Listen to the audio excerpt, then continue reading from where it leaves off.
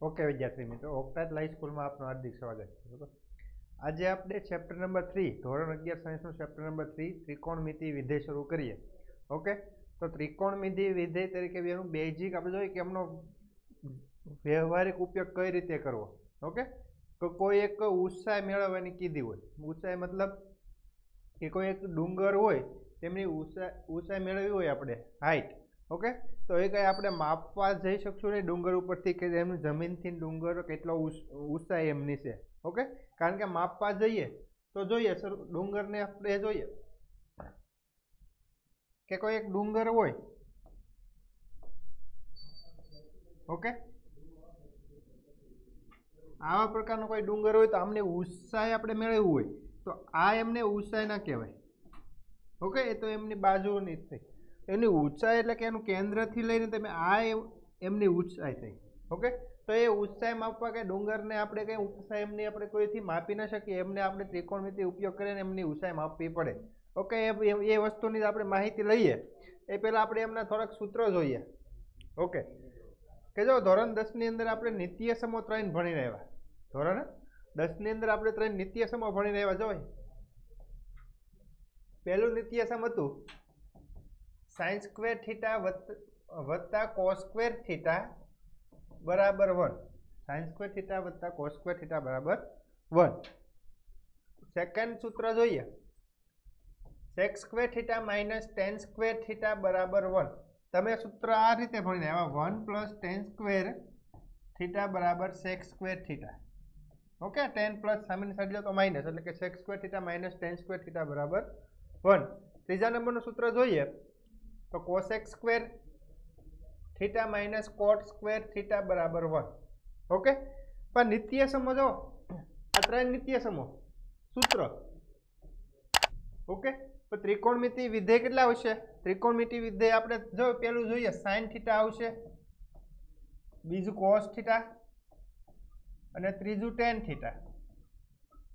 Okay, હવે બાકીના 3 સૂત્રો છે જે સોરી 3 વિધેયો એ વ્યસ્ત આવશે।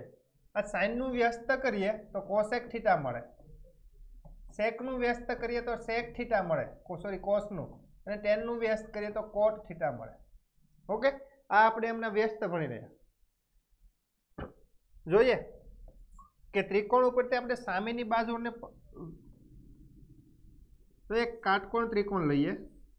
ઓકે, આ 90 ડિગ્રી તો જ એને કાટકોણ ત્રિકોણ કહેવાય, અને આ એમનો થીટા, તો થીટાની સામેની બાજુ આ, થીટાની પાસેની બાજુ આને કહેવાય, અને ત્રિકોણનો આને શું કહેવાય? કર્ણ। ઓકે, તો આપણે પહેલા શું જોઈએ sin થીટા બરાબર શું સૂત્ર આવતું ધોરણ 10 ની અંદર?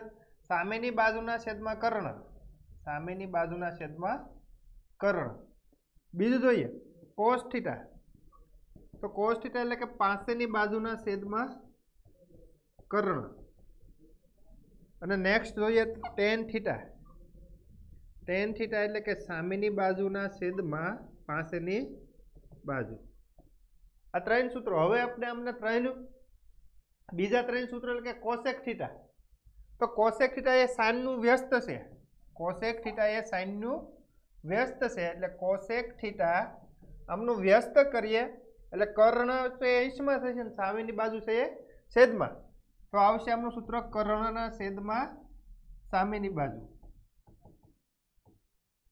નેક્સ્ટ જોઈએ 5 નંબરમાં sec થીટા એ cos નું વ્યસ્ત, cos આવશે, cos નું છે કર્ણના છેદમાં પાસેની બાજુ, પાસેની બાજુ।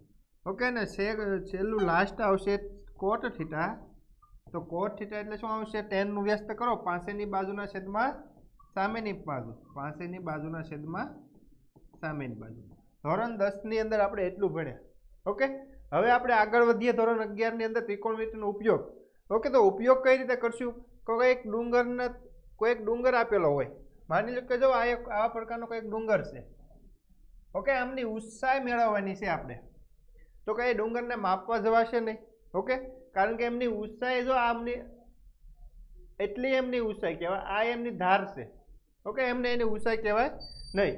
તો આ ઊંચાઈ માપવી હોય તો આપણે ત્રિકોણમિતિનો ઉપયોગ કરવો પડે તો ત્રિકોણ એટલે કે જો આ એક 90 ડિગ્રી એની જમીન સાથે ત્રિકોણ છે 90 ડુંગર છે 90 ડિગ્રી હોય એમનું કેન્દ્ર। હવે કોઈ બિંદુ ઉપરથી ધારી લો કે એક બિંદુ ઉપરથી એમનું કોઈ બિંદુ ઉપરથી 60 ડિગ્રી જે ડુંગરની ઉપલી ટોચ છે તે 60 ડિગ્રી ટૂંકમાં બિંદુથી ડુંગરની ઉપલી ટોચ છે 60 ડિગ્રી એમનો કોણ બને છે। ઓકે, તો હવે આપણે એક સૂત્ર જોયું। જો આ કાટકોણ ત્રિકોણ પ્રકારે બન્યું, જો આ એટલું છે કાટકોણ ત્રિકોણ, ટૂંકમાં આને કાટકોણ ત્રિકોણ કહેવાય કારણ કે આ 90 ડિગ્રી છે। ઓકે, પણ હવે જોઈએ એક બિંદુ છે, આ બિંદુ પરથી કોઈ એક માણસ જોઈએ છે ડુંગરની ટોચ એને 60 ડિગ્રી ઉપર 60 ડિગ્રી ડુંગરની ટોચ ઉપર જોઈએ છે, જો દેખાય છે। ઓકે, તો આમને હું tan થીટાનું સૂત્ર વાપરું। જો મારે તો જોઈએ છે અને હજુ ડુંગરથી વ્યક્તિ કોઈ બિંદુ છે એ 5 મીટર દૂર છે। ઓકે, ડુંગરથી કોઈ વ્યક્તિ 5 મીટર દૂર, 5 મીટર દૂર એટલે સાવ નજીક કહેવાય। ઓકે, 5 મીટર દૂરથી એક બિંદુથી એમનો ત્રિકોણની ટોચનો ખૂણો કેટલો બનાવે છે 60 ડિગ્રીનો। તો આપણે ડુંગરની ઊંચાઈ મેળવવાની છે, તો આપણને ખબર નથી તો આપણે x ધારી લઈએ, ડુંગરની ઊંચાઈને આપણે x ધારી લઈએ। ઓકે, તો આપણે નામ આપી દો, અને b નામ આપીએ, a નામ આપો અને c નામ આપીએ। હવે આમાં tan નું સૂત્ર વાપરીએ, tan થીટા।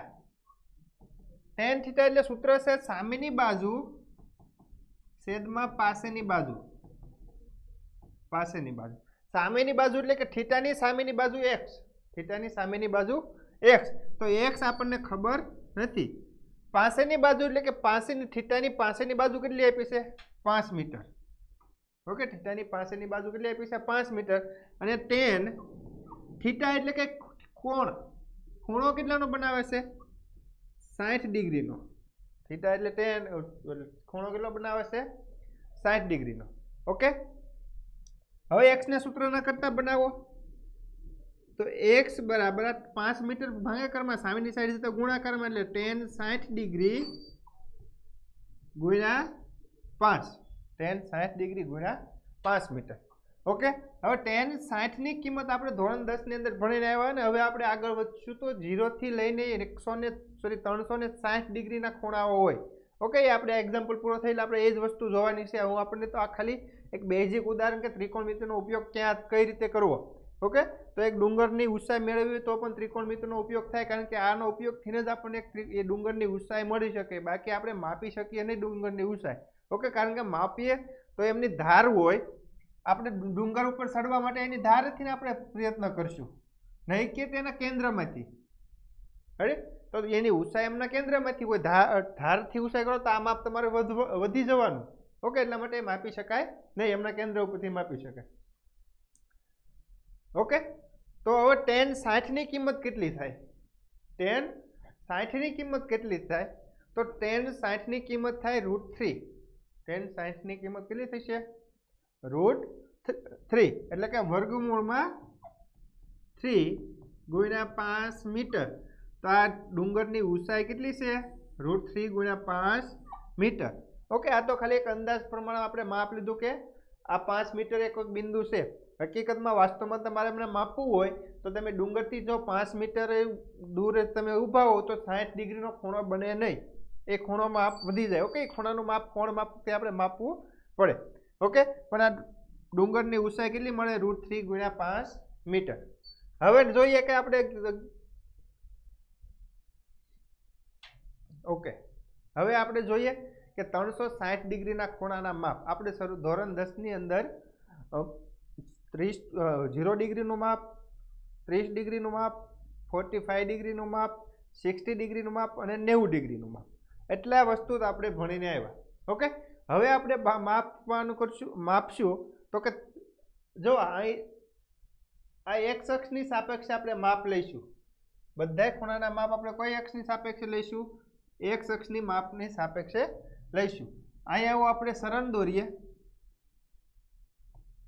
તો જો આ ભાગ છે ને પ્રથમ સરણ કહેવાય, પ્રથમ સરણ। આ ભાગ છે એમને બીજું સરણ કહેવાય, બીજું સરણ। તમને લાગતું છે કે આ આકૃતિ કઈ છે, શેની આકૃતિ છે? ઓકે, જો આકૃતિ આમને યુનિટ સર્કલ કહેવાય, એટલે કે એકમ વર્તુળ, એક એકમ ત્રિજ્યા લઈને દોરવામાં આવતા વર્તુળને એકમ વર્તુળ કહેવાય। ઓકે, આમની સાપેક્ષે આપણે ખૂણાના માપ યાદ રાખવાના છે હવે।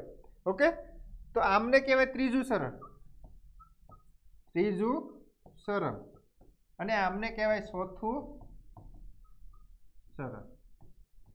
ઓકે, પ્રથમ સરણ, દ્વિતીય સરણ, ત્રીજું સરણ અને ચોથું સરણ। તો ક્રમ વાઇઝ બધું જ વસ્તુ આપણે યાદ રાખવાની છે। આપણી પાસે ત્રિકોણમિતિ વિધેયો આપણી પાસે છે 6। ઓકે, તો એક નિયમ યાદ રાખજો, all S T C, all S T C. All મતલબ જો અહીંયા ઓલ લખો, અહીંયા એસ લખો, અહીંયા ટી લખો અને અહીંયા સી લખો। ઓલ એટલે બધા જ ત્રિકોણમિતિ વિધેય, બધા જ ત્રિકોણમિતિ વિધેય એટલે કે સાઇન, કોસ, ટેન, સેક, કોટ અને કોસેક, આ બધા જ વિધેયો આમાં કેવા હોય? ધન હોય। ઓલ એટલે કે બધા જ વિધેયો ધન હોય। સાઇન એટલે કે એમનું, એસ એટલે કે સાઇન વિધેય અને એમનું વ્યસ્ત કોસેક વિધેય, આ બે જ વિધેયો આમાં ધન હોય। ટી એટલે કે ટેન વિધેય અને એમનું વ્યસ્ત કોટ વિધેય, આ બે જ આ ત્રીજા સરણમાં ધન હોય। સી મતલબ કોસ વિધેય અને એમનું વ્યસ્ત સેક। ઓકે, ઓલ એટલે બધા જ વિધેયો ધન હોય। જો કઈ રીતે ધન, ઓકે, એ માહિતી લઈએ આપણે। તમે ધોરણ 10 ની અંદર 1 થી લઈને 90 ડિગ્રીના માપ લાવ્યા ત્યારે તમને બધી જ કિંમતો ખૂણાની ધનમાં, બધી જ કિંમતો ધનમાં મળી છે। હવે આપણે જ્યારે અહીંયા 90 ડિગ્રીથી આગળ વધીએ ત્યારે કોઈક સાઇનની કિંમત અથવા કોસની કિંમત એ ઋણ મળતી હશે, તો એ આપણે નિયમ ઉપરથી ખબર પડશે કે કરની કિંમત ઋણ મળશે। તો કે સાઇન અને કોસ તો આમાં ધન હોય, તો બાકીના બધા જ એમાં ઋણ હોય। સાઇન અને એમનું વ્યસ્ત કોસેક ધન હોય તો એમના બાકીના બધા જ એમના ઋણ હોય। ઓકે, એ વસ્તુ આપણે બીજા સરણમાં આપણે કિંમતો લખીએ ત્યારે યાદ રાખીએ, પણ અત્યારે શરૂઆત કરીએ આપણે। જો આ એક અક્ષથી આપણે ખૂણો માપવાની વાત કરશું। ઓકે, હંમેશા આપણે એક અક્ષની સાપેક્ષે ખૂણો માપવાની વાત કરશું। હા, તમારે નીચેની બાજુ તો આપણે સરણ આગળ વધશું તો એન્ટી ક્લોકવાઇઝ આવશે, સોરી ક્લોકવાઇઝ આવશે। ઓકે, એ આપણે આખું એકમ વર્તુળ પૂર્ણ થાય ત્યારે આપણે એમને ક્લોકવાઇઝ પ્રમાણે જોઈશું, પણ હવે આપણે ખૂણા માપવાના છે તો એન્ટી ક્લોકવાઇઝ ચાલવાનું થશે। ઓકે, તો જો આ રેખાની સાપેક્ષમાં, જો એ એક અક્ષ રેખા છે એની સાપેક્ષમાં જ હું બીજી રેખા એની ઉપર દોરું તો આપણને ડિગ્રી ખૂણો મળે 0 ડિગ્રી, તો ખૂણાનું માપ મળશે 0 ડિગ્રી। ઓકે, ત્યારે કિંમત કેટલી આવશે? તો આપણે આ એટલું માપ કોનું છે? વર્તુળના કેન્દ્રથી લઈને એના કોઈ એક નિશ્ચિત ટૂંકમાં એની બિંદુ સુધીના અંતરને શું કહેવાય? એમની ત્રિજ્યા। તો આપણે મેં એકમ વર્તુળ નામ આપેલું છે, સર્કલનું નામ છે એકમ વર્તુળ। ઓકે, એટલે એક એકમ ત્રિજ્યા લઈને દોરવામાં આવતા વર્તુળને કહેવાય એકમ વર્તુળ। તો એમનો જો ત્રિજ્યા કેટલી થશે? 1 થશે, પણ કોઈ એક કોની આવશે? એક્સ અક્ષ ઉપર, તો 1,0, કારણ કે વાય અક્ષ નથી ત્યાં, વાય અક્ષ કેવી આવશે? 0, એટલે 1,0 આપણે યાદ રાખવાના। અને એક એમની સાથે બીજી વસ્તુ યાદ રાખવાની, cos θ, sin θ, cos θ, sin θ। તો પ્રથમ કિંમત હોય એ કોસની હોય, બીજી કિંમત હોય એ સાઇનની કિંમત હોય। તો તમે જોયું કે કોસ 0 ડિગ્રીની કિંમત કેટલી થાય? કોસ 0 ડિગ્રીની કિંમત આપણે 1 લેતા અને સાઇન 0 ડિગ્રીની કિંમત લેતા આપણે 0। કોસ 0 ડિગ્રીની કિંમત આપણે 1 લેતા અને સાઇન 0 ડિગ્રીની કિંમત લેતા 1, સોરી, સાઇન 0 ડિગ્રીની કિંમત લેતા 0 અને કોસ 0 ડિગ્રીની કિંમત લેતા 1।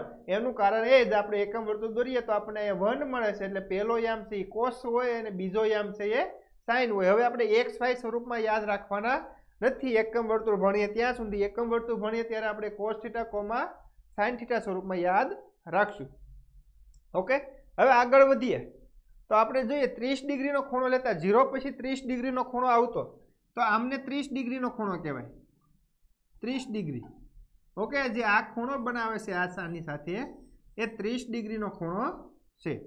હવે એક વસ્તુ યાદ રાખજો કે આપણે ખૂણા હંમેશા, હવે આપણે 12મા ધોરણમાં, આપણે 10મા ધોરણની અંદર આપણે 30 ડિગ્રી, 60 ડિગ્રી એવી રીતે માપ લેતા જોઈએ। 30 ડિગ્રી, 60 ડિગ્રી વચ્ચે 45 ડિગ્રી આવે, સોરી, અને 90 ડિગ્રી. Okay, 90 degree. આ એટલા માપ લેતા આપણે. હવે આપણે એમના માપ એ બધા જ પાઈના સ્વરૂપમાં લઈશું. ઓકે, પાઈના સ્વરૂપમાં એટલે મતલબ જો મારે આપણે 30 ડિગ્રી લખવો છે, પાઈની કિંમત આપણે લેવાની છે હવે 180 ડિગ્રી. પાઈનું મૂલ્ય જો પૂછાય તો 3.14, પણ આપણે એનું ડિગ્રીમાં અંશમાં માપ જોતું હોય તો એ 180 ડિગ્રી થાય. ઓકે, પાઈની કિંમતનું માપ શું થશે? 180 ડિગ્રી.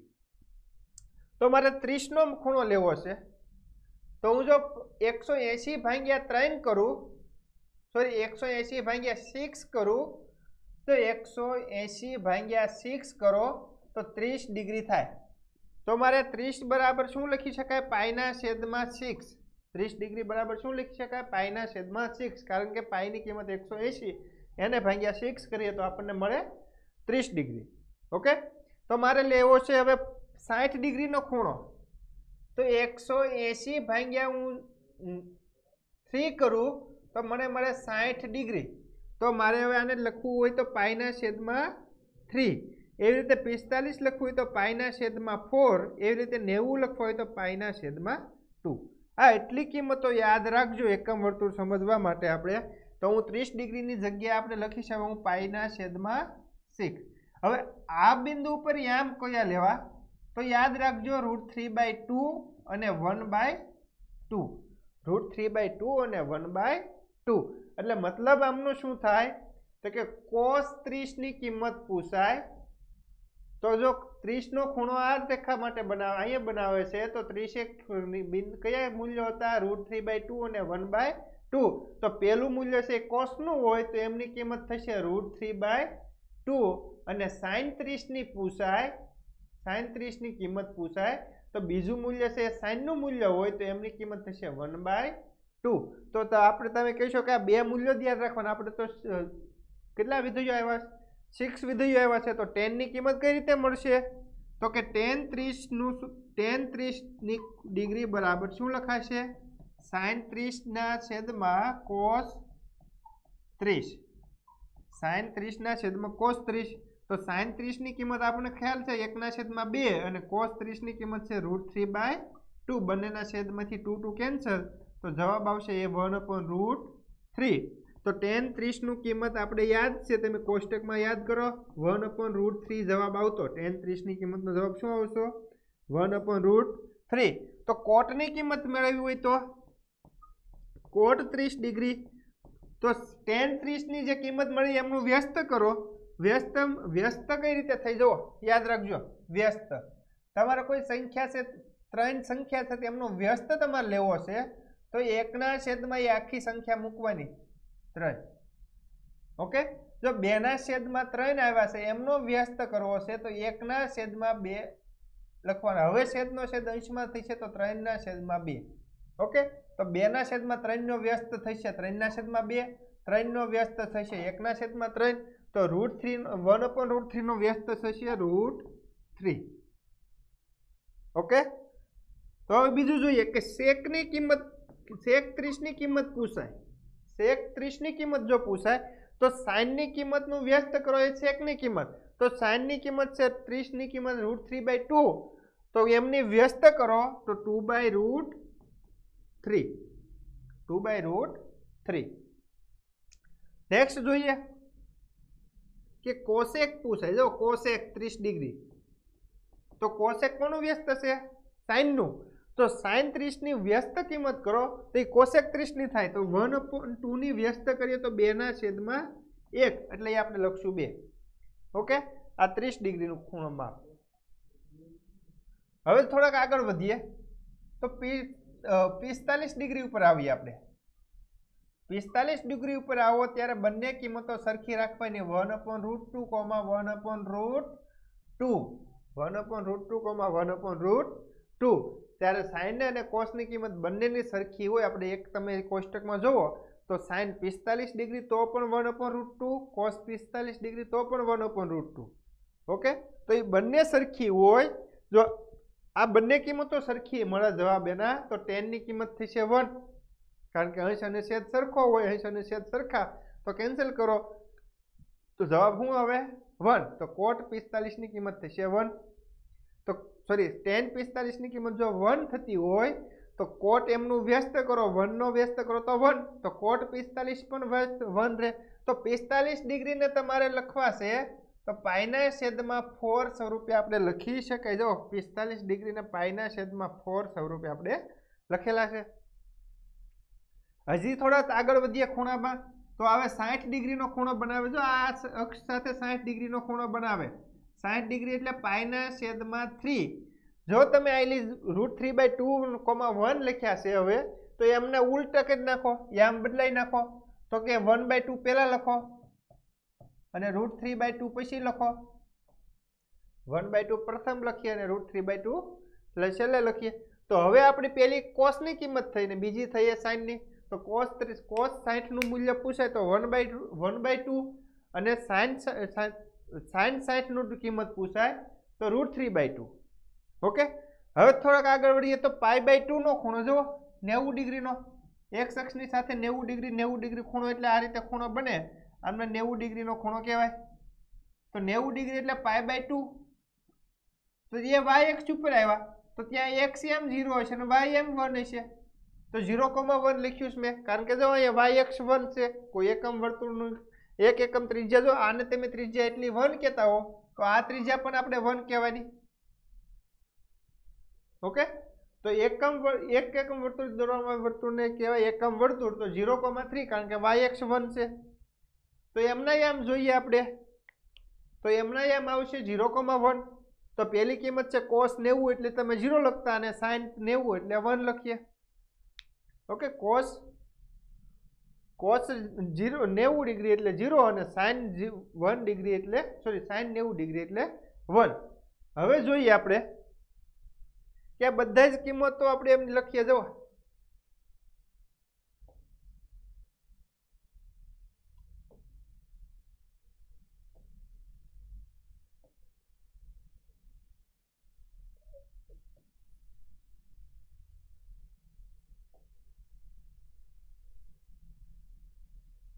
ओके, कई वांधो नहीं। जोईए एकम वर्तुळ आपणे जो अहीं फरीथी लखीए अने पछी बधानी किंमतो लखीए। अहीं आपणे लीधा था 0,1। ओके, आ खूणो आपणे लीधो था 30 डिग्री। 30 डिग्री ना माप हता √3/2 अने 1/2 એટલે ડિગ્રીના લીધા આપણે 45 ડિગ્રી। 45 એટલે π/4 અને અને 30 ડિગ્રી એટલે આપણે લખીએ તો π/6। ओके, π/4 હતા ત્યારે બંને આમ સરખા લીધા હતા √3/2 અને 1/√2। सॉरी બંને સરખા એટલે 1/√2 અને 1/√2 એટલો ખૂણો આવ્યો 60 ડિગ્રી। 60 ડિગ્રી એટલે પાઈના છેદમાં 3। ત્યારે આપણે આમ ઉલટાવી લખ્યા હતા 1/2 અને √3/2 અને આ 90 ડિગ્રી થઈ ગયા। હવે અહીંયા π/2 એટલે 0,1। આ પ્રથમ સરળના માપ થયા। પ્રથમ સરળ। ओके, प्रथम सरल એટલે બધા જ વિધેયો કેવા હોય? બધા જ વિધેયો ધન હોય। ओके, બધા જ વિધેયો ધન હોય। તો હવે મને કોઈ પૂછે જો આપણે એક્ઝામમાં ટૂંકમાં એક્ઝામ્પલ કે કઈ રીતે પૂછાય તો એક્ઝામ્પલ આપણે પૂછાય કે sin π/3 ની કિંમત કેટલી થાય? sin π/3। હવે π/3 એટલે શરૂઆતમાં શું જોવાનું જુઓ। હવે આ સરળ કઈ રીતે નક્કી થાય આપણે નેક્સ્ટ લેક્ચર શરૂ કરીએ ત્યારે જોઈએ, પણ આપણે શરૂઆત આ એક્ઝામ્પલ ગણવું હશે। જો આવો એક્ઝામ્પલ આપણને પૂછાય કે sin π/3 ની કિંમત કેટલી થાય। હવે π/3 એટલે આપણા મગજમાં આવું છે 60 ડિગ્રી। π/3 એટલે જો નો યાદ રહે તો શું કરવાનું 180/3 કરવાના। આવું તમે 2-3 વખત કરશો એટલે તમને આ કિંમતો યાદ રહી જશે। ओके, तो 180/3 करिए એટલે આપણે આવે 60 ડિગ્રી। હવે 60 ડિગ્રી એટલે શરૂઆતથી આપણે આમને 0 ડિગ્રી, થોડાક આગળ વધો એટલે 30 ડિગ્રી, એમથી થોડાક આગળ વધો એટલે 45 ડિગ્રી, એમથી થોડાક આગળ વધો એટલે 60 ડિગ્રી। 60 ડિગ્રીના માપ કેટલા હતા? √3/2, 1/2। જો √3/60 ઓકે π/3 છે 60 ડિગ્રી। હા, તો 1/2, √3/2। હા, સોરી 1/2, √3/2। ओके, आ बेन याम था। तो पहली किंमत कोनी होय तो के पहली किंमत cos नी होय कारण के आपणे आम लख्या छे cos theta coma sin theta cos theta coma sin theta तो पहली किंमत cos नी होय तो बीजी किंमत sin नी होय आपने कोनी पूछी sin नी तो बीजी किंमत कई छे √3/2 √3/2 હવે આપણને એવું પૂછે જો tan π/4 બીજો દાખલો એવો પૂછે tan π/4 એટલે કે sin π/4 ના છેદમાં cos π/4 તો sin π/4 એટલે જોવાનું sin 180 ભાગ્યા 4 એટલે કે 45 ડિગ્રી 45 ડિગ્રી ઓકે તો 45 ડિગ્રી એટલે 45 ડિગ્રીના યામ કેટલા છે બંને યામ સરખા હોય કયા કયા તો કે cos અને sin ના બંનેના યામ સરખા તો cos નો યામ કેટલો હોય 1/√2 જો લખીએ 1/√2 અને cos ના યામ કેટલા છે જો 1/√2 1/√2 તો બંને સરખી કિંમતો ભાંગો તો કાઈ ન હોય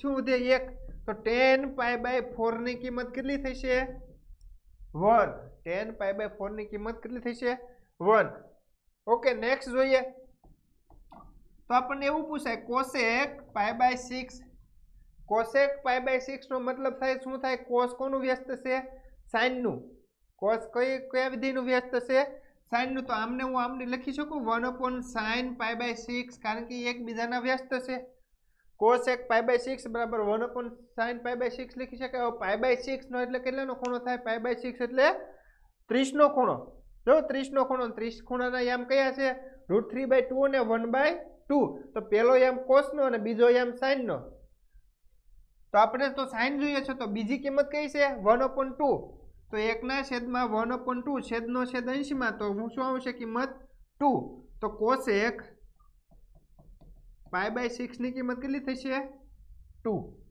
ઓકે cosec π/6 ની કિંમત થશે 2 નેક્સ્ટ જોઈએ sec π/4 sec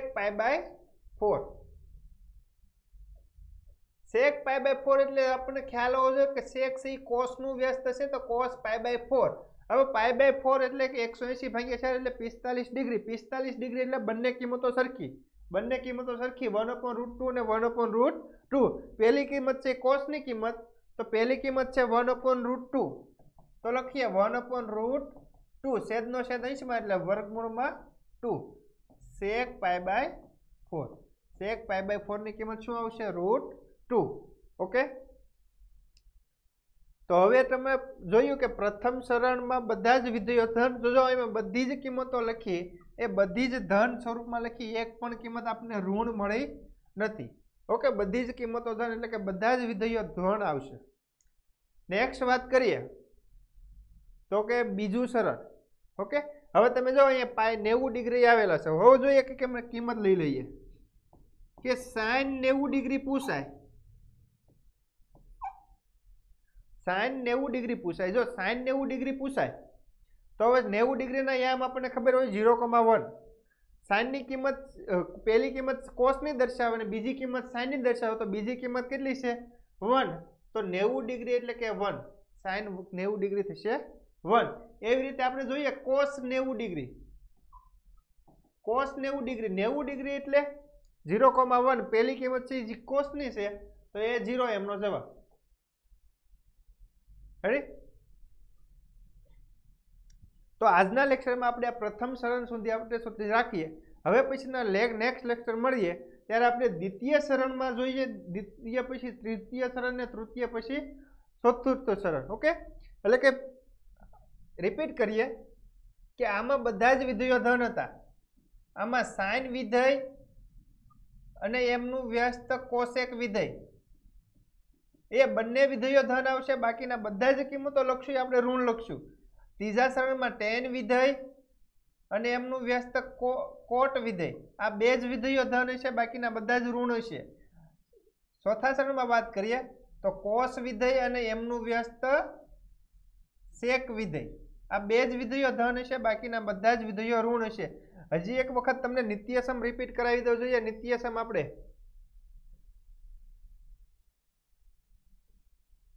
પહેલું પ્રથમ નિત્યસમ આવ્યું તો આપણે sin² θ વત્તા cos² θ બરાબર 1 બીજા નંબરનું નિત્યસમ યાદ રાખજો sec² θ માઇનસ tan² θ બરાબર 1 3 નંબરનું દ્વિતીય સમ યાદ રાખજો cosec square theta minus cot square theta બરાબર 1. પછી વિધેયો યાદ રાખજો ત્રિકોણ ઉપરથી એમની કિંમતો તો કે સાઇન થીટા બરાબર લખાશે સામેની બાજુના છેદમાં કર્ણ. સેક કોસ થીટા બરાબર લખાશે પાસેની બાજુના છેદમાં કર્ણ. ટેન થીટા બરાબર લખાશે 4 નંબરમાં ટેન થીટા બરાબર લખાશે સામેની બાજુના છેદમાં પાસેની બાજુ. કોસેક થીટા બરાબર લખાશે કર્ણના છેદમાં પાસે સામેની બાજુ. 6 નંબરમાં સેક થીટા બરાબર લખાશે કર્ણના છેદમાં પાસેની બાજુ.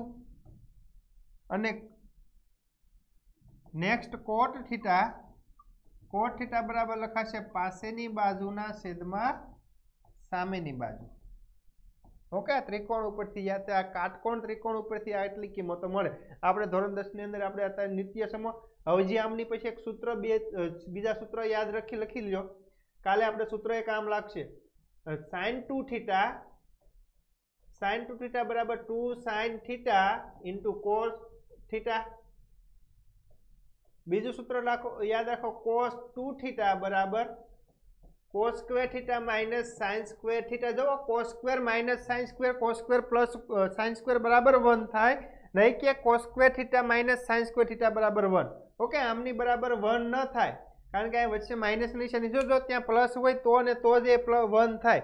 એટલે કે cos 2 થીટાનું સૂત્ર યાદ રાખજો cos square theta minus sin square theta. Okay, એટલા સૂત્રો યાદ રાખજો એટલે આપણે આવતીકાલે દ્વિતીય સરળમાં કિંમતો એમની જોઈએ. ઓકે, તો આજનો લેક્ચર આપણે એટલે સુધી રાખીએ. ઓકે, તો યુટ્યુબ ચેનલમાં ઓક્ટાટ લાઈવ સ્કૂલની યુટ્યુબ ચેનલને લાઈક કરો, શેર કરો જેથી કરીને આવનારા નવા વિડીયોની માહિતી મળતી રહે. ઓકે, ફેસબુક અને ઇન્સ્ટાગ્રામને ફોલો કરો અને આ વિડીયો લેક્ચરની પીપીટી ડાઉનલોડ કરવા ટેલિગ્રામની ઓક્ટાટ લાઈવ સ્કૂલની ચેનલ પરથી તમે આ વિડીયો લેક્ચરની પીપીટી પણ ડાઉનલોડ કરી શકશો. ઓકે વિદ્યાર્થી મિત્રો, આભાર, ધન્યવાદ. આજનો આપણે આ લેક્ચર એટલે સુધી રાખીએ. આવતીકાલથી મળીએ ત્યારે આપણે દ્વિતીય સરણથી એમની શરૂઆત કરશું. ઓકે, થેન્ક યુ, આભાર.